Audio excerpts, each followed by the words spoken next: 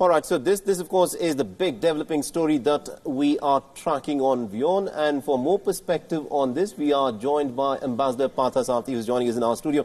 So Ambassador, let me begin by asking you this. In cases where consular access is done, one would expect that it would be done with a greater amount of openness, if one were to so put it. But in this case, the manner in which Pakistan has gone about making this offer after the ruling by the International Court of Justice, what is likely to happen today? Look, if you are sitting in Delhi, you're not going to look at semantics. You're going to look at getting our Deputy High Commissioner direct access to speak to Kulbhushan Jadhav. That has been agreed to, and it has also been said that it will be in accordance with the letter and spirit of the World Court judgment, which was by 13-1. And the only judge voting against it was a Pakistani judge. Absolutely. So we'll have to take it from there. Very frankly, if you ask me, this business about whether it's bugged or not bugged is academic. I've lived 5.5 years in Pakistan, and I've had in my residence on more than one occasion bugs discovered. Right. So you can take it as given that the ISI will do that. It will not be the ISI if they don't do it.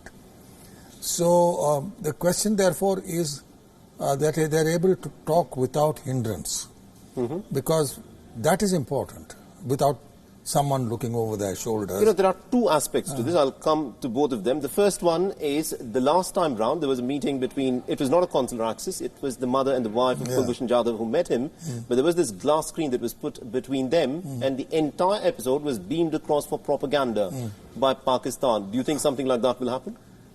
I think Pakistan by now knows they will pay a price if they do that sort of thing, because the world is looking at them. Don't forget, they've had problems.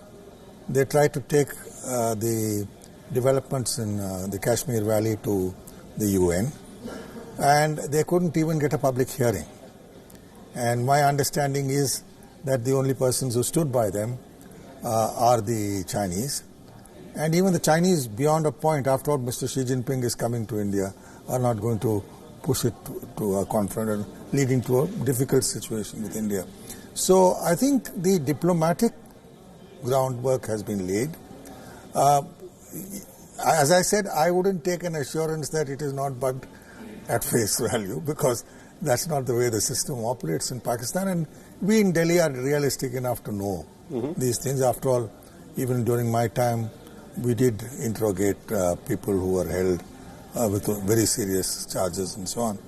So we know the ropes and how to handle it.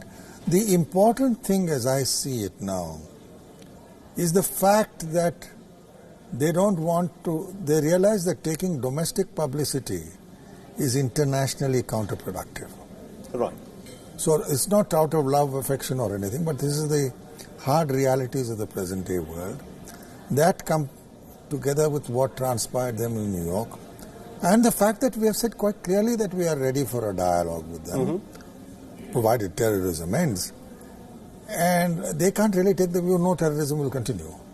So let's watch the ground situation. Let's look ahead for what emerges from this. But there will be occasions for us to meet, and we've always expressed a readiness to talk with them. The other aspect that a lot of people are in fact looking for, and I'm sure that it also will be weighing on the minds of the Indian officials as they approach this consular meeting, is you said that we have to be realistic when Pakistan claims that it may not be bugged. But my question to you is, when the meeting takes place, Pakistan would, of course, look for evidence in terms of the dialogue that would have taken place between Kulbhushan Jadhav and the Indian consular staff. Can that be used against Kulbhushan Jadhav himself? Is that something that we need to worry about? The Deputy High Commissioner is a very experienced diplomat. He knows the ropes on Pakistan. All right. So I don't think from our side we need worry on that score. The important thing we need to know at this time, that he's being treated well, that from our point of view he looks healthy and satisfied, that he has access to the basic needs of life, and then he will be no doubt told that the matter will be pursued and we will strictly abide by the letter and spirit of the World Court's decision. So, and the Pakistanis cannot afford to ignore it. Don't forget, as I said. Absolutely, and that brings me to my next question. You know, last time round, the 2nd of August, when they had made this offer for consular access, they had put these 2 strict conditions stating that one of their officials will be present and the entire episode will be recorded via a CCTV camera. This time round, there is a clear climb down in terms of the Pakistani position. What do you think has brought about this change? No, as I said, you know, in diplomacy, things are managed in a way that people don't lose face. And so I don't think it is in our interest at all. Our interest is the welfare of Kulbhushan Jadhav. To push the sort of leverages too far. But we are pretty well clear that the terms we have agreed to are those flowing from the court verdict. Right. And that is very important for us. Secondly, we want to have a look at him. Yeah. Whether there is someone looking from a distant camera, whether there are bugging devices. As I said, these are facts. That is now irrelevant. So these are facts. These are facts of life, and we have a pretty good case in the International Court of Justice. Pakistan, right at the present moment, is in no position to bargain too heavily, especially when external powers are involved. And more importantly, you have the Financial Action Task Force. Absolutely. You have their fact that the $6 billion the IMF have promised to them may not be enough. They need more money. So in these circumstances, they will have to function within internationally acceptable norms. So if that is the case, it's all right by us. As I said, I'm saying that if I have being the Deputy High Commissioner goes there, he's a person who knows what it is about. So, obviously they're going to bug the place. I mean, I have no doubts about that. They'll bug the place. They'll bug the place, but that's a fact of life you live with in diplomacy. And I think we've dealt with it long enough with our Pakistani friends to be able to manage it. Because to us, the crucial strength is to be able to tell Kulbhushan Jadhav's family that he is okay. And because we will size up whether he is under mental stress or otherwise. That we have ways of knowing. And ultimately, don't we owe it to his family? Absolutely. That's what I'm concerned about. And also, Ambassador, you know, now looking forward, now that India wanted consular access, so we expect that we will get consular access in a few minutes from now. But looking forward, what can India do? Because the trial with which Kulbhushan Jadhav was convicted was a military court. It was a bit of a sham trial, is how it has been described. So can India provide a lawyer to Kulbhushan Jadhav? I mean, can we pursue this case legally? Yes, we can. We can. Yes. And that is not something the fact, that Pakistan can the fact of the deny. matter is there's a military court-martial. The appeal processes are very rigid. That's their law. But I think trying a foreigner under Pakistan's draconian military laws, which are being questioned by human rights organizations all over the world and inside Pakistan, I'm not very sure, if a government with fading credibility will want that situation to continue. Right. So let us see how it goes. As I said, it is good that what has happened. Yes, the Deputy High Commissioner is going to have a look at him, and we can be reasonably certain that they won't repeat the manner in which they, with gross insensitivity, they treated Yadav's mother the last time around and his wife. So let's take it from there. As I said, absolutely, at this stage, indeed, Ambassador, because that is something that will be looked out for. So this, of course, is a very crucial meeting that will take place in a few minutes' time from now. Thank you very much indeed, Ambassador, for joining us in our studios on this. We'll be getting you all the updates as they emerge. But for the time being, let's now shift our attention to the other big story that we are tracking on WION, where the Sikh community is protesting outside of Pakistan's embassy in India against the abduction and the conversion of a Sikh girl. Now, the Sikh community has been enraged by the incident and it is seeking justice for Jagjit Kaur. The Pakistani government has reportedly taken custody of Jagjit Kaur, who had been forcibly married off to a Jamaat-ud-Dawa operative. She will be returned to her family only after proper documentation is done. But her family has no information regarding Jagjit Kaur's whereabouts. A further 8 people involved in the case, including the boy's father, have been arrested by the Nankana police. Now, initial reports had said that the teenager was in fact returned to her family, but Jagjit Kaur's brother has dismissed all reports. He has said that the video circulating online regarding these developments is in fact a fake one. Now, India has also very strongly condemned the incident. The Punjab Chief Minister Amrinder Singh has also urged India's Foreign Minister S. Jaishankar to take up the matter with his Pakistani counterpart. Pakistan! Pakistan! Pakistan! Pakistan! And meanwhile, my colleague Siddhant Sibil has been tracking all the developments very closely for us on this story. He's joining us live. So, Siddhant, we are given to understand that the Sikh community is out on the streets and they have protested outside the Pakistani embassy in New Delhi. What more information do we have?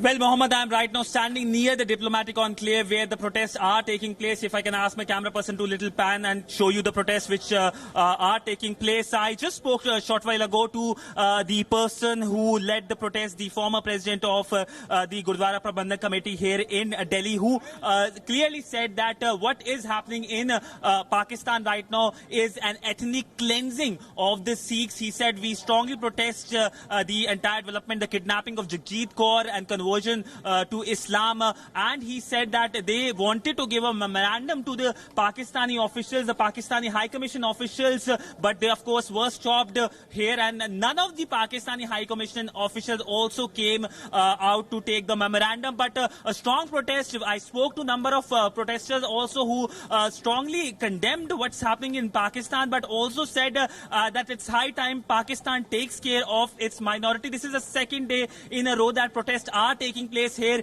in Delhi near the Pakistani High Commission over the kidnapping of the Sikh girl Jagjit Kaur, and these protesters whom I spoke to, they also said that if she is not returned back to the family, they are going to go till Punjab border and they are going to mount a major protest. If I can speak to some of the people here, sir, आप बताएं, आप यहाँ protest करने आए थे, क्या आपका वो जो था focus था? Myself Sarabjit Singh Jammu from All India Sikh Student Federation Punjab, और हम यहाँ पर जो आए हैं वो मोटो यही था कि एक तो जो बीबी जगजीत कौर को उसको फोर्सफुली इस्लाम में लाकर उसको उनकी शादी की गई है, लेकिन जो सबसे बड़ी वहाँ पे प्रॉब्लम अब हो रही है कि पाकिस्तान में माइनॉरिटीज जो हैं वो धीरे धीरे खत्म हो रही हैं, उनको खत्म किया जा रहा है, और खास करके अभी तक किसी माइनॉरिटीज के लड़के को क्यों नहीं किया गया, सिर्फ लड़कियों को क्यों किया जाता है। तो इस प्रोटेस्ट में हम इमरान खान को और पाकिस्तान को ये बताना चाहते हैं कि आप जो कश्मीर में रोला डाल रहे हो, कश्मीर के लिए आप इतनी आवाज उठा रहे हो, तो कम से कम पहले अपनी जो देश की माइनॉरिटीज है उसको तो सेफ करो। वो सेफ नहीं है। हिंदुस्तान में माइनॉरिटीज सेफ हैं और ये खुली किताब है। पाकिस्तान में माइनॉरिटी सेफ नहीं है, वो धीरे धीरे उनको खत्म किया जा रहा है। They are being perished. इसलिए हम कहते हैं कि देखिए, अब हिंदुस्तान ने तो ये भी किया, सिखों ने ये किया कि पुणे में लड़कियां फंसी थी, कश्मीरी मुसलमान थी, उनको बाइज्जत उनके घरों पे, उनके फैमिलीज के पास पहुंचाया गया है। तो आप क्या कर रहे हो? आप तो सिखों की लड़कियों को उनका धर्म परिवर्तन करवा रहे हो, और वो भी जबरी करवा रहे हो। तो हम ये चाहते हैं कि लड़की को जो उसको बंदूक की नोक पर बताया जा रहा है, उसको वापस लौटाएं। So seething anger here in Delhi against the conversion of Jagjit Kaur, who was kidnapped and converted in Pakistan. Absolutely indeed, Siddhant. Thank you very much indeed for joining us and getting us the latest in terms of the protests that are unfolding at the diplomatic enclave in New Delhi against what has happened in Pakistan. And this, of course, is a big developing story that we will continue to track. And also with that, it is a wrap on this edition of the News Bulletin. And to stay updated with everything that's happening around the world, you can also log on to our website, WIONnews.com. Thanks for watching.